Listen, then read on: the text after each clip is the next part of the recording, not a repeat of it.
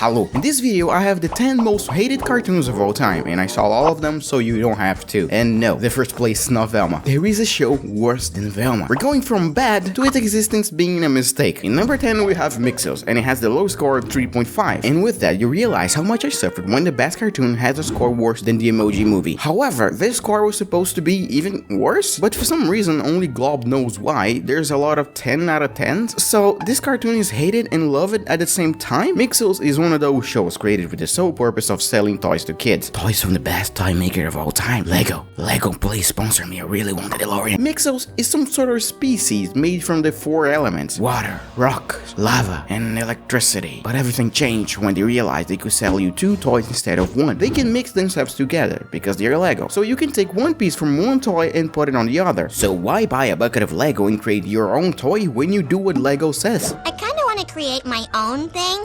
Do you sell any just plain sets? No, we do all the imagining for you. And there we go, my sponsorship. With this idea of putting together characters, you can create something beautiful and nice looking or literal diarrhea. And that's pretty much what happens in the episodes, with a problem happening and they fix it by mixing each other up. For instance, a little dude made of rocks and lava wants to cross the river because there's a party with other creatures that can measure the amount of fun for some reason. So they mix themselves up with a square piece that looks like candy and I really want to eat it, making a creature that ends up in the bottom of the pond. Then they mix themselves up even more and make it into the other side, destroying the party. Everything happens in the span of 1 minute. The whole show is only 2 seasons, and its episodes are actually shorts that range from 1 to 2 minutes. And because the episodes are so short, everything happens so fast. It's one thing after the other, then you get confused of what's happening with a lot of images changing on the screen. Like one character going to take a dump and it has a butt on fire, with lava guys taking a lava shower so everybody starts eating ice cream, and one of the guys put ice cream in his ass and...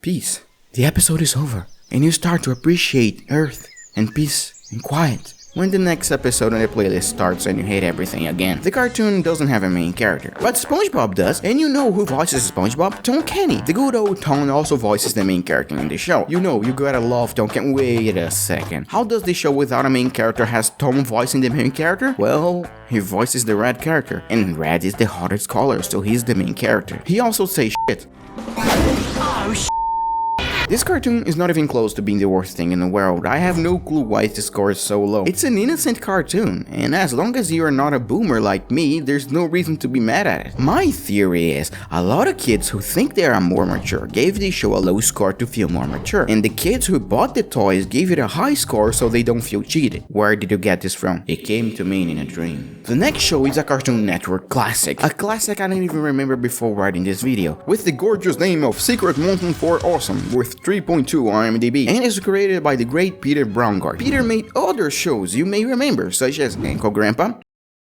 He also wrote for Adventure Time once, no, really, once, in the first season of the show, in the episode The Wizard, famously the most random episode of the show, the episode where Finn is forced to eat a broom and is naked at the end. However, the episode is great, although the end can give you seizures. So, it's not hard to imagine that his show has the weirdest, most disgusting characters on Cartoon Network's history, with the gang of and it's that kind of show you see ads for a month and then ask to yourself, oh my god, who the hell are you? Your cousin. I'm spending a couple days here. Ah.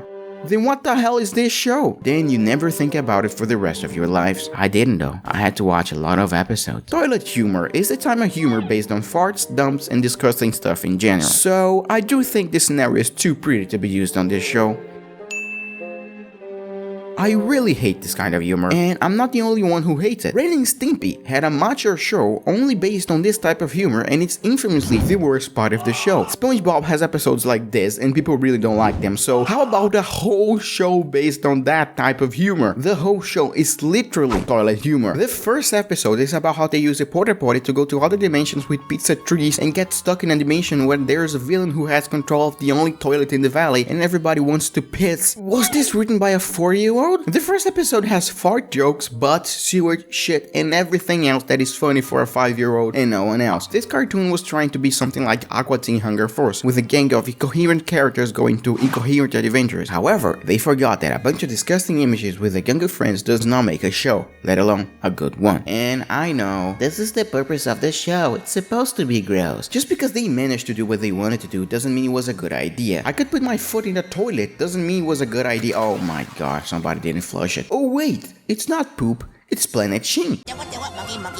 The cartoon in number 8 with the score of 2.8. Jimmy Neutron Boy Genius is a movie released in 2001, and it was the starting point for the cartoon with the same name. Why did it start with the movie? You need to be a genius to get it. It's a great show with memorable scenes, good voice acting, good characters, and in a nutshell, is a show that was really popular. How do you know if it's popular? The memes, and boy, there were memes. There are only two things that aged poorly: your mom and the animation of this show, being elastic and stiff at the same time, and everything looks like a liminal space. The show had its last season in 2006, precisely because of the 3D animation, which is, for the time, was more expensive than the show was making it. So, say your goodbyes to the huge head kid. However, instead of leaving the show to die in peace, Hollywood, being raccoons that take everything and make something else, they took the rest of Jimmy Neutron and made another 3D show in the same universe, 4 years after Jimmy Neutron had passed away, using the secondary character nobody liked, making the whole show based on that. Let me say it again, they took a character nobody really cared for, made a whole spin-off based on a show that was cancelled for being too expensive to be made 4 years later after the show was off the air. They actually thought it was a good idea. Surprise, it wasn't. It simply wasn't. Putting aside the fact that the show is such a huge failure that was cancelled after 1 season, everything on this show is incredibly bad. It's starting off with the stupid idea of the plot being about Shin, Jimmy's annoying friend, going by accident into Jimmy's lab and going to another planet, hence the name Planet Shin. But it does not deserve a new name, because it's just Jimmy Neutron with a new skin. Really, it's the same cartoon but worse. In Jimmy Neutron, you have Jimmy, Shin, Cindy, and Carl. Jimmy is a smart character who wants to be good for others. Shin is an annoying, stupid, and loud character. Cindy is the strong female character, and Carl is the happy character who loves everybody. In Planet Shin, we have Shin, Asifa, Mr. Nesfit, and Dopey. Mr. Nesfit is the smart character who wants to be good for others. Shin is an annoying, stupid, and loud character. Asifa is a strong female character,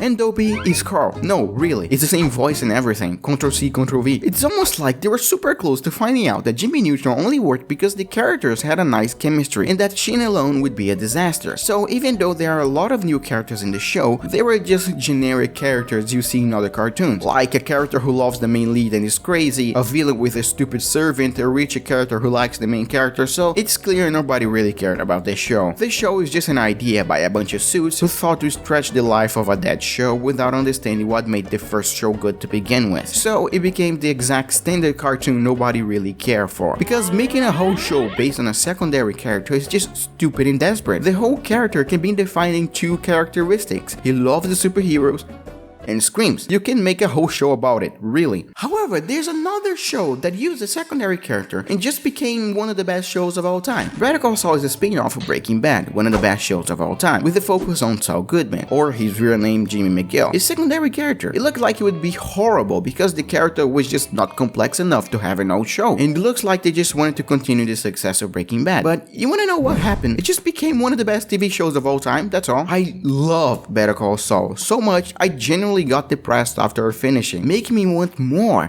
And wait, what's that? A cartoon prequel of Better Call Saul focused on a younger Jimmy? A cartoon that looks like Big Mouth with fart jokes, and it was cancelled after 1 season, and is the 7th cartoon on our list with a score 2.7? How could this go wrong? It's the worst thing I've ever seen so far. You know how Planet Shin shouldn't exist? Well, Sleeping Jimmy shouldn't even been thought out, not even as a joke. Better Call Saul is a dark, dramatic show, and making a childish cartoon with the same characters is insane to me. And the worst part is that the cartoon doesn't even make the effort to justify its existence. The show could have another name and nobody would bat an eye. It has nothing to do with Better Call Saul. Nothing about the show deserves to be called Better Call Saul, because there's nothing linking both shows. All of the episodes are unlike the show it came from. Dude, the name of the show is Sleeping Jimmy. This is the nickname given to Jimmy when he was younger because he always slept in private places so he could threaten to sue and get money from that place. You're Slippin' Jimmy! This is the whole character of Jim up to that point, and he doesn't even outsmart anyone. The name of the show has nothing to do with anything on it. Can you imagine if Adventure Time had no adventure, or if The Simpsons was about the Thompsons, or if SpongeBob SquarePants was about an ice cream named Mark using shorts? Just no. I honestly could stay minutes talking about the whys of this show shouldn't exist, but it's not worth it because the show is just so dull. So I will end this segment with one question. Why? Why was this made? Why was a cartoon kind of childish based on a mature drama even made? Why would anyone watch this since nobody cares about young Jimmy? And the ones who did care didn't like it because it has nothing to do with the show. Like, why? Matt, relax. Why don't you eat what's inside this can? And what's inside of it? I don't know, it has no label. Ken Without Labels is the 6th worst cartoon of all time with a score of 2.6. But this is not a cartoon. It's an 11-minute short. Now, how the hell a short made at home could be so bad that it's considered one of the worst of all time? To understand it better, we need to go back in time. It's 2012 and Kickstarters are the bomb. The concept of you letting out your projects and people who really care about said project giving you money so you can make it is awesome. However, most of the time what comes out of it is a big pile of shit. Sometimes, however, something great comes out, and who else to make a great project like the great John K., the creator of Ren and Stimpy, to create one episode of animation he really wants to make for a long time, huh? Without having to talk with those evil Nickelodeon executives. Freedom! Woohoo! What's more, it's only an 11-minute short, with him creating everything. It couldn't take more than a year, right? For those who know this dude, you know that 365 days is not even close to be doable. He asked for $110,000 in 2012, and in less than a year, he managed to get it $136,000. Now it's 2013, and the project has a lot of updates. 1 more year, and less updates. 2 more years, and he needed to take a break to work on other projects, like the Simpsons couch gag. 1 more year, and stuff happened with the career, and in 2017, 5 years and a half later, he delivers it. And was half a decade of wait worth it? The short is about 3 characters, a typical American dad who hates everything, and his 2 cute happy sons. The name of the short comes from the fact that the dad just bought a bunch of cans without labels, and the joke is that whatever is inside of it, you have to eat it. And because it's John K., it has to be something gross, and look at that, it's a face. No, really, it's a face inside of the can. And it's not really that funny, but what made this short so hated was because the only good thing that had to come out of this was bad, the animation. Sure, Ren and Stimpy had other people working on it, but a lot of the style came from John K. And see that, dude, I don't even know how to explain, but this show is exactly his style, but worse. This style is so extreme, you don't even know what's happening because everything's so different and without form. It's so stretched that everything looks something abstract rather than, you know, a short. So yeah, it looks more like something amateurish instead of something that came out of one of the best animators in the industry. And to end with a bang, he uses 3D and 2D together and it just looks god-awful. Honestly, I have no idea why he did this, but no sir, I don't like it. Now, put yourself in the shoes of fans who donated $136,000 and had to wait 5 years for a short that doesn't look different from any short from the internet, and you see why it's so hated. Oh, and of course, it was revealed that he had relations with a 16-year-old girl when he was 41. Exactly in the last year of production of the short, and bam, everything's bad now. He went from the guy the industry hates but the public loves to a guy everyone hates and the industry doesn't want to do anything with him.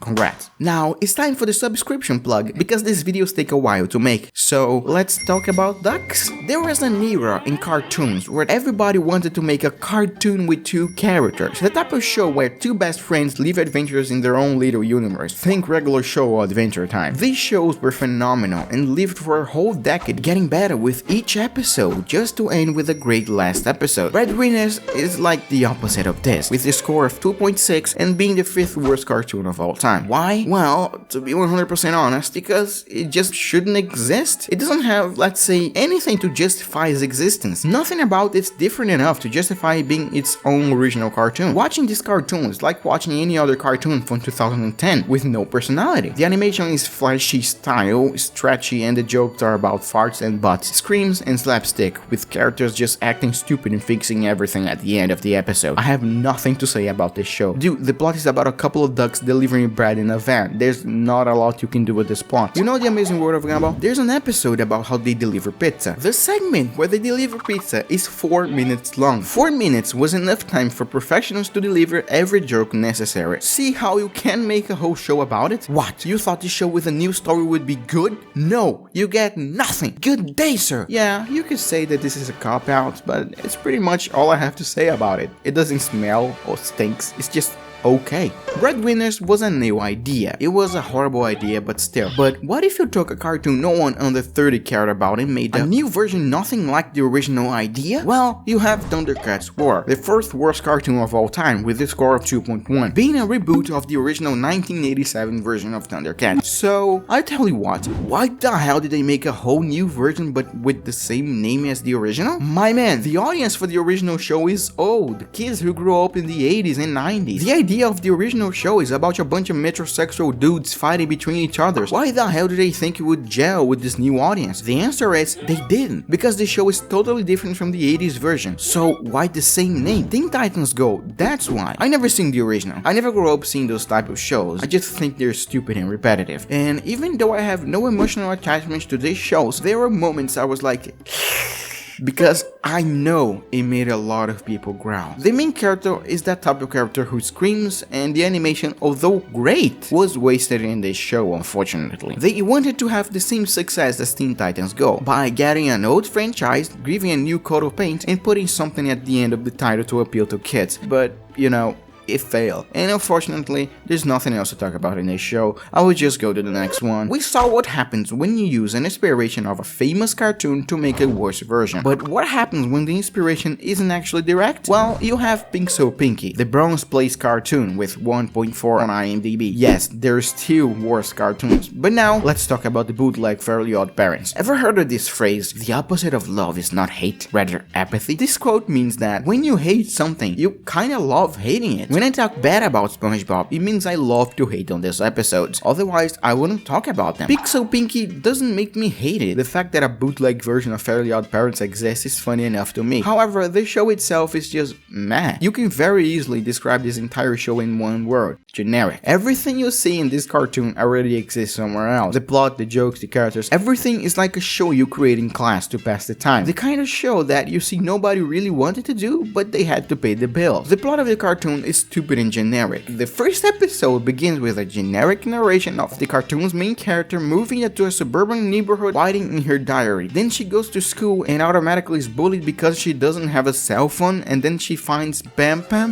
a generic group of annoying girls who are popular. Where have I seen this before? Because she doesn't have a cell phone, she uses coins to buy one, and for some reason that is never explained, this cheap cell phone has a female genie on it, and it's obvious that this is like the OddParents in that other show. And that's it. The rest of the show is more of the same, with the same characters dealing with the situation that a generic children's sitcom character, and the genie solves everything and everyone learns a lesson at the end. The animation is super ugly, generic and stiff, and the backgrounds looks like the kind of thing you see in a wall of a dentist or something. And like, it's so hard to find what to say that I'm going to say that the main character's father sounds like the funny voice that Dankspot Channel does when he wants to test the audio. So like this one time I went down the shops, I was like, "Oi mate, give us all the biscuits you got," and he's all like, "Yeah, like it's heaps of different kinds of biscuits, which one?"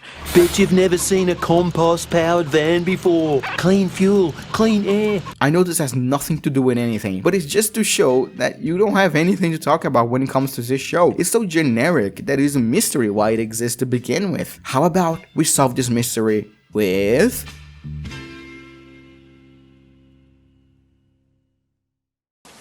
Ooh, the moment you all been waiting for. It's in the thumbnail, It's the first one I mentioned when I talked about the worst cartoons. And of course, it has 1.3 on IMDb with the silver medal, Velma, the most hated cartoon of all time. What happens when you take a person who thinks she's better than everyone else, even though she has a salary greater than 99% of the planet, and who thinks making a cartoon that everyone hates is smart to make a cartoon? You don't have the worst thing I ever seen? Okay, I have to explain myself. The show is garbage, no doubt, but I'm not going to say what everybody here says about it. Heck, another type of channel who talks about the same thing just because it's popular. I have an attachment to the Scooby-Doo franchise. I grew up watching the cartoons from the 60s on TV. I've seen the DVD movies, and I love the live action movies. So as much as I don't hate this show, I have a lot to say about it when it comes to it. The first line of the show from the first episode is with her saying that only men suffer in movies and how it makes men full of themselves, but also saying that the character's story will be different. Okay, right, I don't mind being different, but don't rub it on my face like it's my fault I like the original. It's as if those who wrote these episodes were victims and are under constant attack, but it hasn't been 1 minute since the cartoon started. Calm down. No kidding, there are moments in the show where I have to stop and yell at it as if it's a human being, just so it can just shut up. The show is just like that from start to finish. From the first episode to the 10th, is the show saying he hates you. Every joke, every line, every scene is the show trying to make you feel bad about Scooby-Doo being the way it is, all the while using the world of the franchise. This is the most hypocritical cartoon of all time. You know when Family Guy makes a joke about how bad something is, like some scene from a movie they are referencing stupid, but the next scene they do exactly what they say is bad, but it's okay because they know it's bad? Well, Velma is like that all the time, except except I know they don't know it's bad. It's a perfect show for a drinking game. Drink every time the cartoon makes fun of you for being just you, or try to indoctrinate you into hating something even if you have nothing to do with it. But here's the deal. The show isn't the worst thing in the world. It was only the result of expectations. It's based on a series that everybody likes, clearly attracting a lot of people, but pushing them away at the same time, as if like the original was a crime or something. It's not hard to understand why people were offended. I wasn't, to be honest. Try new things, whatever. Just don't talk bad about me for liking the old one. This is not something new. If you want people to love new things so much, do new things, don't change what people like. In a nutshell, if this show wasn't Velma, if it was something on its own, it wouldn't be a problem. The score would be higher because those people who are seeing it are the only people the show was made for. It would be in a little group and the rest of the world would forget about it. But no, the show is linked to one of the biggest franchises in the world, with characters beloved for generations. Changing everything for the purpose of saying you are a monster for liking the originals is not funny. It's just stupid, childish, and immature and entitled. It's that kind of behavior from a teenager who thinks he understands the world when he doesn't. The show itself is bad, clearly. It feels that everything it tries to do, but damn, there are worse cartoons than this one. The show itself is bad, clearly. It feels that everything it tries to do, but damn, there are worse cartoons than this one, in my opinion. The next cartoon in this video, for instance. But because they tried to capitalize on the success of something they didn't deserve, while making fun of the franchises is ripping off, it's incredibly tasteless and tone deaf. It's the equivalent of buying a house that is reputed to have someone famous on it, moving in, turning down, and trying to get famous just because you're the new owner of the house. Don't you see why people who liked the previous owner would get angry? But this show did something that I love, something that I thought would never happen. We live in an age where everyone wants to be divided. They love putting themselves into groups on purpose. They love creating fan bases, points of view, and everything to feel like they are something, without being that something. No one exists in limbo anymore. Everyone is part of a group, whether they like it or not. And because of that, everyone is divided by the most insignificant things. But this show made everyone hate it, and that makes me happy. It made all those groups come together to hate something. And as much as hate is a bad feeling, it's better than loneliness. It united everyone, and it was hilarious to see it happen. But remember I said there was a show worse than Velma? This cartoon has the lowest IMDb rating of all time, with a score of 1.0. And because of that, let's go to a worse place than this bathroom. Because let's face it, this bathroom is incredibly clean for the filth that is.